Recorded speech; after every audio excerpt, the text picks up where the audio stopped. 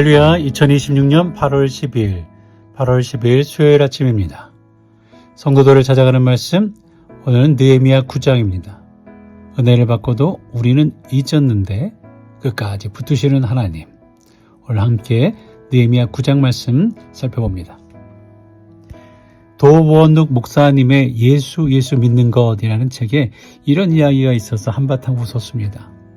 어버이날을 앞두고 한 아들이 시골에 홀로 계신 어머니께 특별한 선물을 보냈어요. 아주 특별한 새 한 마리였죠. 보통 새가 아니었어요. 글쎄 주기도문을 외우고 시편도 줄줄 외울 만큼 특별하게 훈련된 새였죠. 아들은 큰 돈을 주고 그 새를 사서 어머니께 보냅니다. 며칠 뒤에 어머니에게 전화가 왔어요. 얘야, 선물 잘 받았다. 참 고맙다. 아들이 기대하며 물었죠. 어머니, 그 새는 어땠어요? 그러자 어머니는 대답하시죠. 정말 맛있더라. 정말 맛있더라. 웃음이 나오는 이야기지만 생각해보면 참 안타까운 이야기죠. 가치를 몰랐기 때문이에요. 새가 얼마나 특별한지를 알았다면 그렇게 하지 않았을 거죠. 무엇을 가지고 있느냐도 중요하지만 그것이 무엇인지 아는 것이 더 중요합니다. 오늘 느헤미야 9장의 이스라엘 백성들의 문제가 바로 이거였죠. 그들은 하나님의 은혜를 받았습니다. 하나님께서 아브라함을 부르셨고 애굽에서 고통받던 백성들의 부르짖음을 들으셨죠. 홍해를 가르시고 광야에서 구름 기둥과 불 기둥으로 인도하셨어요. 하늘에서 만나를 주셨고 반석에서 물을 내셨습니다. 마침내 약속의 땅까지 주셨죠. 그들의 역사는 처음부터 끝까지 하나님의 은혜였습니다. 그런데 16절을 보면 이렇게 고백해요. 그들과 우리 조상들이 교만하고 목을 굳게 하여 주의 명령을 듣지 아니하고. 17절에는 분명히 더 분명하게 나옵니다. 17절에 그들 가운데에서 행하신 기사를 기억하지 아니하고. 그들은 은혜를 받았지만 은혜를 잊었어요. 하나님이 누구신지 몰라서가 아닙니다. 홍해를 건너면서 하나님의 능력을 경험했잖아요. 만나를 먹으면서 하나님의 공급하심을 경험했습니다. 불기둥과 구름기둥을 보면서 하나님의 인도하심을 경험했어요. 그런데 시간이 지나면서 그 모든 것이 당연해졌습니다. 배가 고플 때는 하나님을 찾았지만 배가 부르자 하나님을 잊었습니다. 어려울 때는 하나님께 부르짖었지만 문제가 해결되자 다시 자기 마음대로 살아버렸습니다. 느헤미야 9장에서 드러나는 이스라엘의 문제는 단순히 한 번 실수했다는 게 아닙니다. 하나님의 은혜를 받고도 그 은혜를 반복해서 잊었다라는 거예요. 그런데 이것이 이스라엘만의 이야기일까요? 가만히 생각해보면 우리도 참 많이 닮았죠. 우리도 어려울 때는 하나님을 간절히 찾습니다. 자녀에게 문제가 생기면 기도합니다. 건강에 문제가 생기면 기도합니다. 직장과 사업이 어려워지면 기도합니다. 앞길이 보이지 않을 때 하나님께 매달립니다. 하나님, 이것만 해주세요. 이것만 해결해 주세요. 하나님, 이번 한 번만 도와주세요. 그런데 하나님께서 길을 열어주시고 문제가 조금 해결되면 어떻습니까?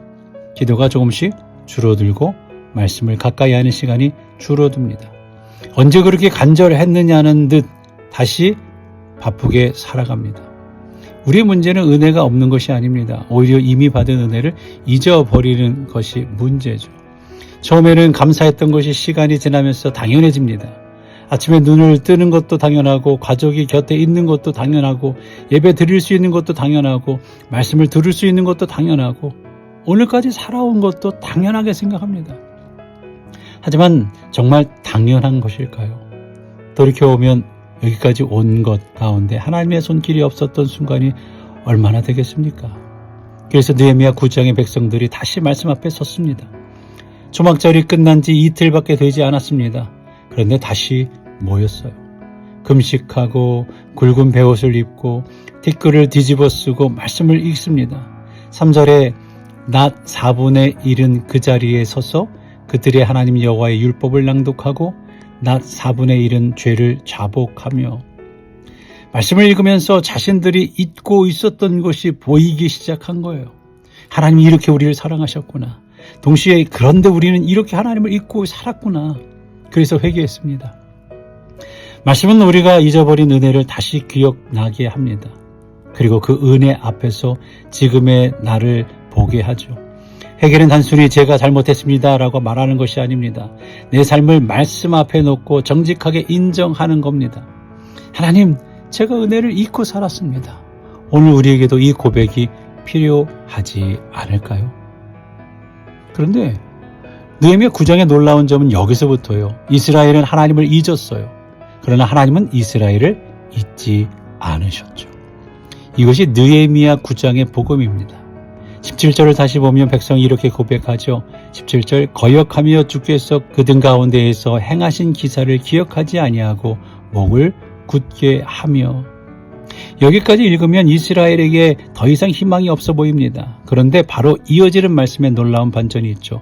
그러나 주께서는 용서하시는 하나님이시라. 은혜로우시며 긍휼히 여기시며 더디 노하시며 인자가 풍성하심으로 그들을 버리지 아니하셨나이다. 백성들은 하나님을 잊었어요. 그러나 하나님은 그들을 버리지 않으셨습니다. 심지어 그들이 금송아지를 만들어 놓고 이것이 우리를 애굽에서 인도해낸 신이다라고 하나님을 모욕했을 때도 하나님은 그들을 완전히 버리지 않으셨죠. 구름 기둥을 거두지 않으셨고 불 기둥을 거두지 않으셨어요. 만나를 끊지 않으시고 물을 끊지 않으셨어요. 광야에서도 계속 먹이시고 입히시고 인도하셨어요. 그리고 31절에서 백성들은 다시 고백합니다. 주의 크신 긍휼로 그들을 아주 멸하지 아니하시며 버리지도 아니하셨사오니 주는 은혜로우시고 불쌍히 여기시는 하나님이심이니이다. 느헤미야 9장을 읽으면 같은 패턴이 계속 반복돼요. 하나님의 은혜를 베푸시지만 백성은 하나님을 잊어요. 어려움이 찾아옵니다. 백성이 하나님께 부르짖어요. 그리고 하나님은 다시 긍휼을 베푸시죠. 또 백성이 하나님을 잊습니다. 그런데 하나님은 또다시 그들을 불쌍히 여기시죠. 그래서 이 9장에서 가장 놀라운 것은 이스라엘의 죄가 반복된다는 사실이 아닙니다. 하나님의 긍휼이 더 끈질기게 반복된다는 사실이죠. 이스라엘이 신실해서 역사가 계속된 게 아닙니다. 하나님께서 신실하셨기 때문에 그들의 역사가 계속될 수 있었죠. 그들은 하나님을 놓았습니다. 그러나 하나님은 그들을 놓지 않으셨죠.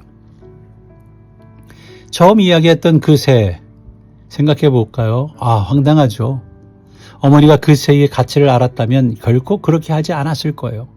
그런데 어쩌면 우리도 하나님께서 주신 은혜를 그렇게 살아가고 있지는 않은지 모릅니다.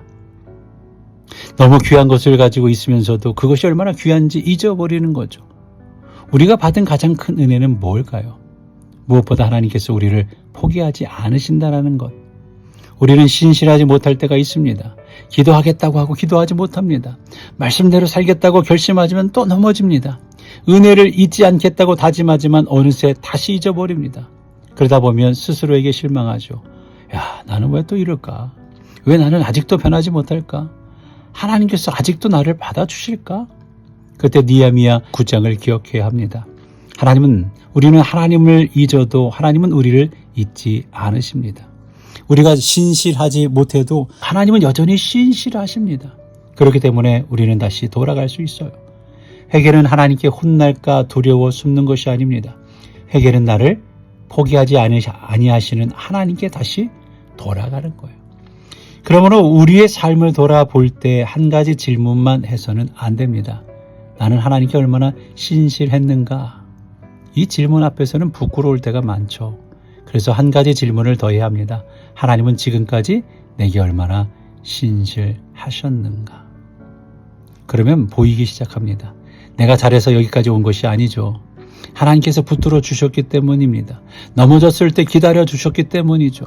길을 잃었을 때도 다시 불러주셨고 낙심했을 때 다시 일으켜 주셨어요. 우리는 하나님을 잊었던 순간이 있었지만 하나님은 우리를 잊지 않으셨습니다. 할렐루야. 우리는 신실하지 못했지만 하나님은 신실하셨어요. 그리고 그 하나님은 오늘도 신실하십니다. 그러므로 말씀 앞에 다시 서기 바랍니다. 말씀을 통해 내가 얼마나 잘못했는지만 보지 말고 하나님께서 얼마나 신실하셨는지를 다시 볼 수 있기 바랍니다. 기도가 식었다면 다시 기도의 자리로 돌아오십시오. 하나님을 잊고 살았다면 다시 하나님을 바라보시기 바랍니다. 넘어졌다면 다시 일어나십시오. 우리의 소망은 내게 다시는 넘어지지 않는 완전한 사람이 되는 데 있지 않습니다. 우리의 소망은 넘어질 때에도 우리를 놓지 않으시는 하나님의 신실하심에 있는 겁니다. 오늘 하루도 그 은혜를 당연하게 여기지 말고 기억하며 살아가기 바랍니다. 그리고 느헤미야의 백성들과 함께 고백할 수 있기 바랍니다. 주는 은혜로우시고 불쌍히 여기시는 하나님이십니다. 우리는 신실하지 못했지만 하나님은 신실하셨습니다. 오늘도 그 신실하신 하나님을 믿고 다시 주님께로 돌아가는 우리 모두가 되기를 주의 이름으로 간절히 축원합니다. 이제 교회 창립 50주년을 준비하며 다시 세워질 교회를 위하여 우경원 집사님께서 기도해 주시겠습니다. 기도합니다.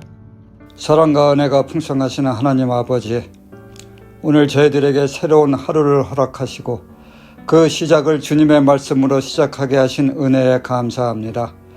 허락하신 오늘이라는 시간 증거된 말씀대로 살게 하시고 하루의 모든 일과를 마치는 밤에는 하느님은 나의 주님, 주님을 떠나서는 내게 행복이 없습니다 라는 다윗의 고백이 우리의 모두의 고백이 되게 하여 주시옵소서.